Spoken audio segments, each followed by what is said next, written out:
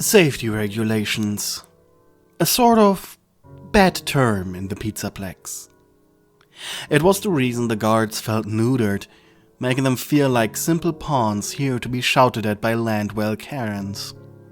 The reason the mechanics needed to go through so much paperwork before making any modification on the animatronics, no matter how much better the machine would work after it.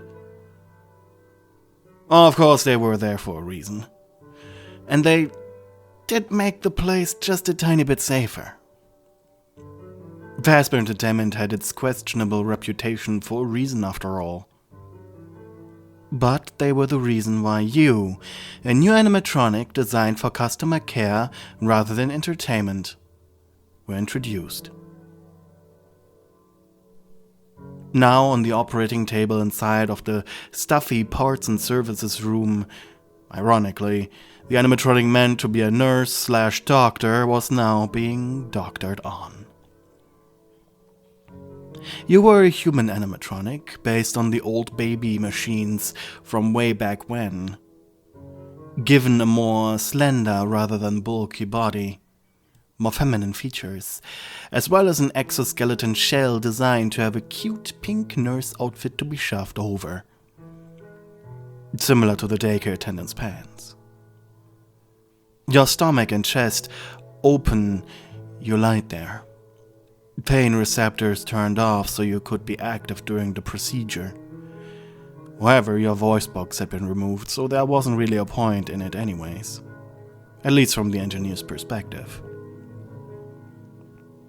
The man had been fighting for months to give you this modification that he was right now installing inside you. And so he was actually quite excited. It was something that would increase your caregiving abilities by a lot. It came in two parts. The first were 4 simple tubes hidden in your chest. Through a mechanism, you could then use these to dispense painkiller medicine. Nothing major, just small headache pills on 4 different dosages. And sure, this had been planned since the beginning. His modification, however, would also allow you to dispense candy. Their containers would be safely secured in the empty skeletal orbs that were placed on your chest. They served no real function up to this point, simply there to make you look like a woman. Sadly, these modifications were taking their time.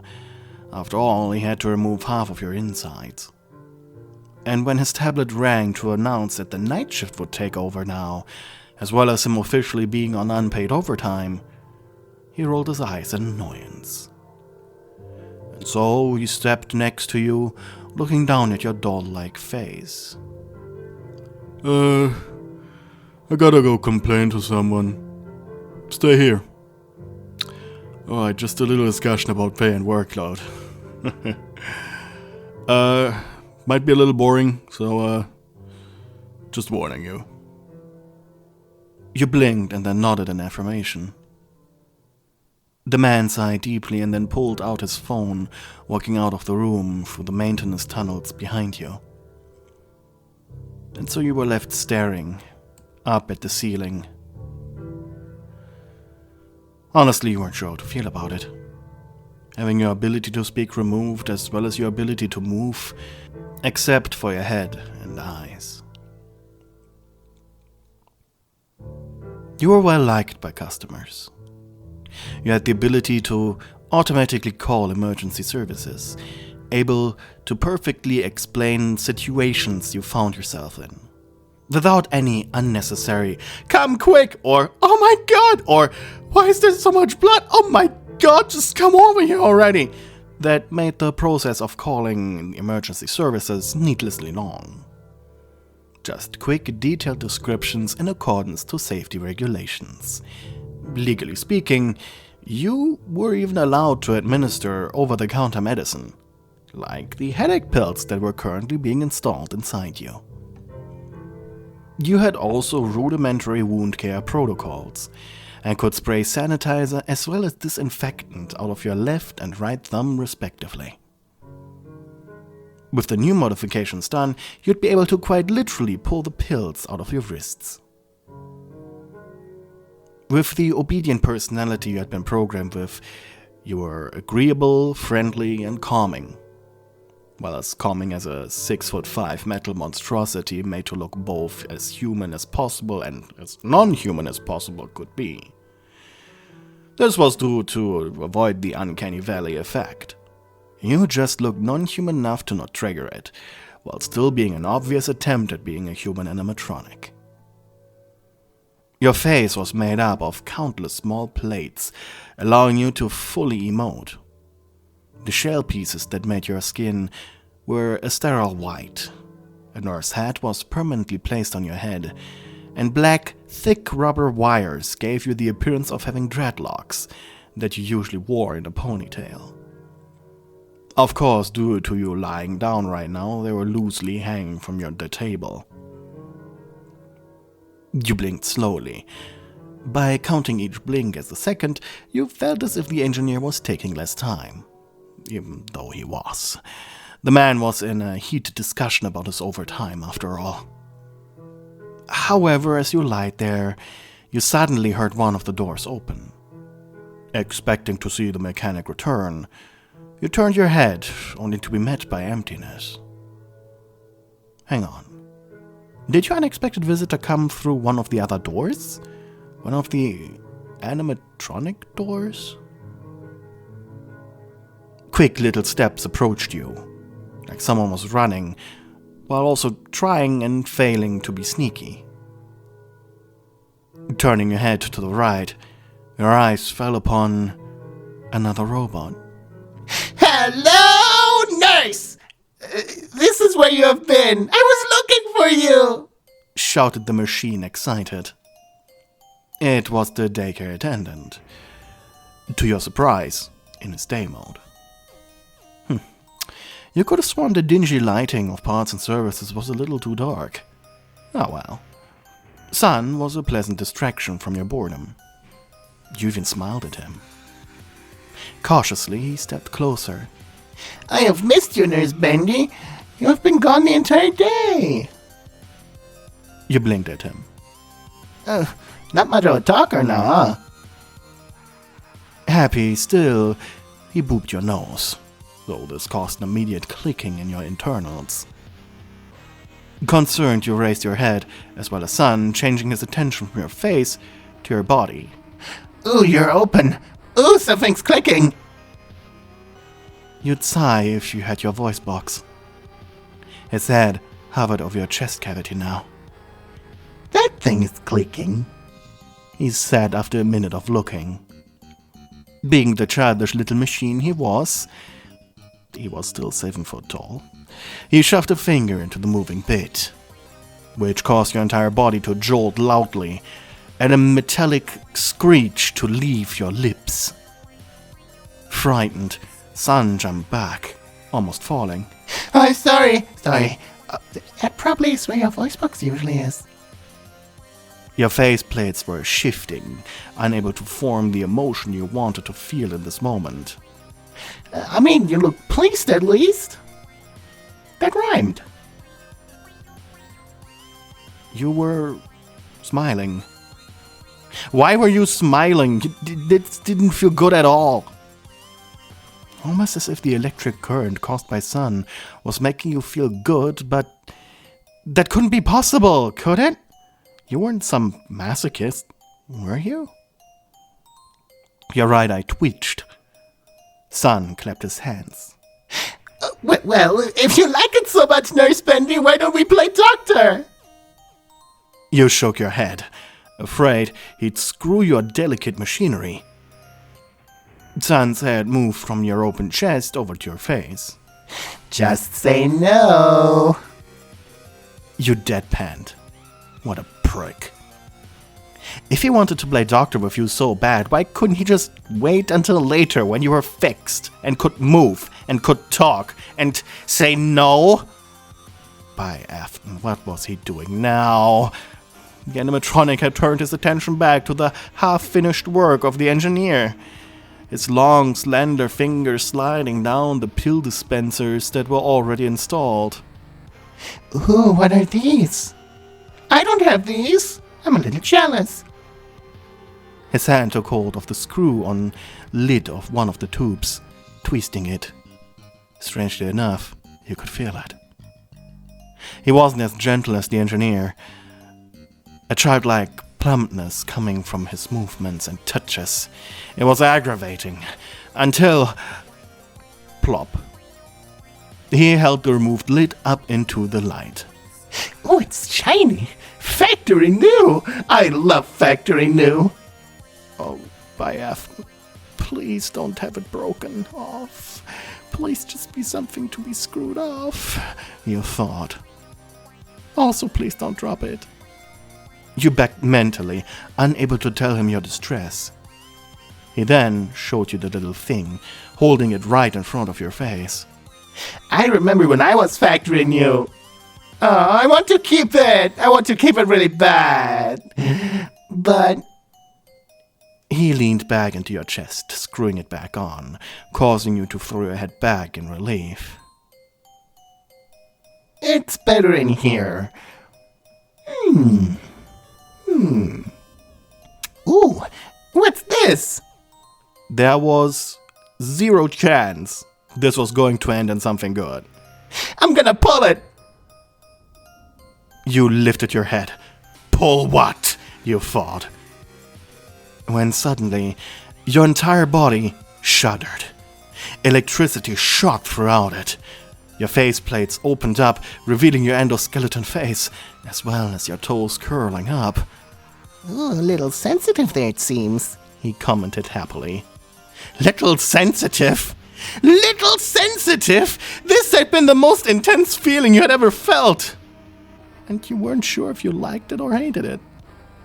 Did it feel good, Nurse Bendy? You averted your gaze, and Sun chuckled. Oh, it did, didn't it? You pouted.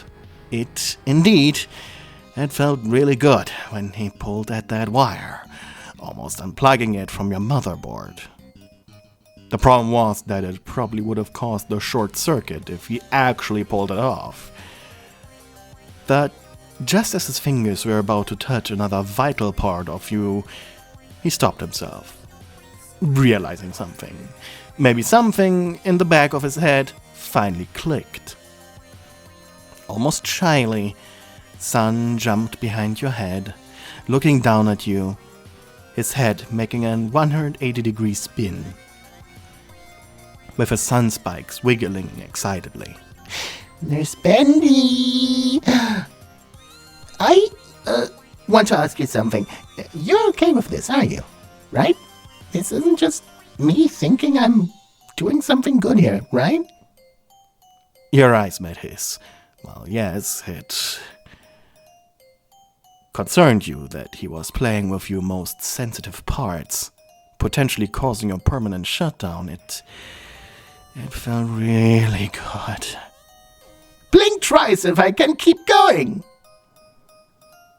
Valiantly you stared back at him, but almost unintentionally, you then blinked twice. Giving in to your carnal instincts you didn't even realize you had. Well, in reality all Sun did was accidentally touch the servos, cables and wires that had been responsible for giving your brain a rewarding feeling. They were the same internals that activated when you helped a child. Of course, now that he was messing with them directly, it was more intense and strangely intimate. After your undeniable agreement, by blinking twice, Sun returned to stroking your insides. His first few little nudges of your delicate electronics yielded disappointing results. You winced in pain twice, which was strange due to your pain receptors being offline. Meaning whatever he did over there overrode that rule, making you afraid of how much this had to hurt without that being the case. Perhaps it could cause an instant reboot. And other than that, you just remained still. Honestly, he was looking for the same reaction from earlier, just by pulling, twisting, or bobbing something else. And then his fingers brushed a circuit with a bunch of microchips, and for a moment nothing happened except for a subtle bluish flash of electricity. And then he touched it. It was as if all the potential emotions and feelings you were programmed to feel went off at the same micro instance. Your entire body jolted up as it shook in a seizure-like manner. But it wasn't just you who felt something. Sun felt it too. As his finger desperately remained on the chip, he slapped his own face with his free hand over and over as he shouted, "What's happening?"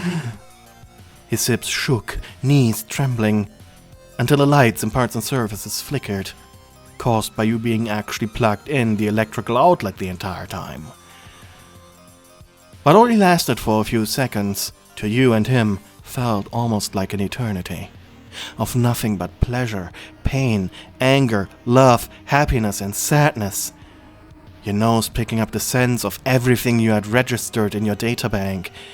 As a smell, the good, the nice, the bad, the fantastic. Your eyes fluttered, with images of your entire existence, all at once. And when it was over, the robot fell to the floor, shaking. He tried saying your name, but he was too much under electricity. His battery was now full. It was at 40% when he had entered.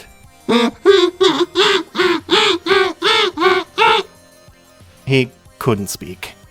Dang. Did he break his voice box? That would mean he was in trouble. And the lights, yes, the lights had flickered. Somehow he managed to stand. And gently he patted your head. Oh! It was the only way he could vocalize right now. Though his ability to speak was returning, he could feel it, so he wasn't broken, maybe just a little overreaction. Your eyes met his, and you nodded, understanding. You weren't sure if he felt what you felt, but even if it was just a mere fraction alone, well, you could understand why his brain was a little fried right now. And so you watched as Sun quickly left in embarrassment. It was about 5 minutes later when the engineer came back. Grumbling, he walked over to you. "Well, I got good news," he said as he reached for a screwdriver. It had fallen off the table during your little, doctor play with Sun. Though he just thought it dropped on its own. He didn't even notice your face being visibly exhausted. But as he looked inside you, his face furrowed. "Oh, strange. Your cables are all misaligned. How did that happen? And how did I not notice that before?" Putting on rubber gloves, he went to work. Thanks to the gloves as well as his gentleness, you didn't feel an intense feeling as he worked, and honestly you were glad. You were really exhausted. And the noises you made. As broken as they were due to your missing voice box, they were super embarrassing. It was then that the engineer suddenly whispered. "Ooh, that circuit looks fried. Are you okay?" he asked. He looked into his eyes for a moment. "That must have hurt. Or felt good. I don't know how your machines work." And then he switched to his work tablet. "Well, since you short-circuited that one, well, I'm getting overtime now, so let's fix that as well, shall we? I'll be shutting you off for that, so don't worry, you won't feel a thing." As the engineer walked over to the PC to power you down, you couldn't help but wish your voice box was inside you right now. So you could tell him that you wanted to remain online while he fiddled with your insides.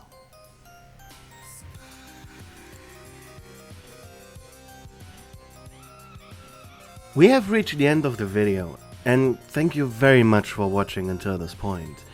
Please remember to like and subscribe, and comment something down below. I read every comment that you write me. But before we say goodbye, I would like to shout out all of my lovely channel members, starting with my lovely stewards.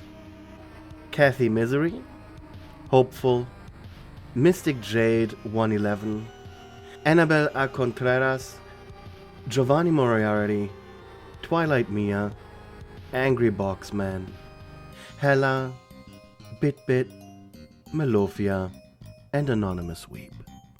And of course, a big thank you to all of my other channel members. You guys are awesome, and you keep me fed. I hope you enjoyed the video. Have a nice one, and goodbye.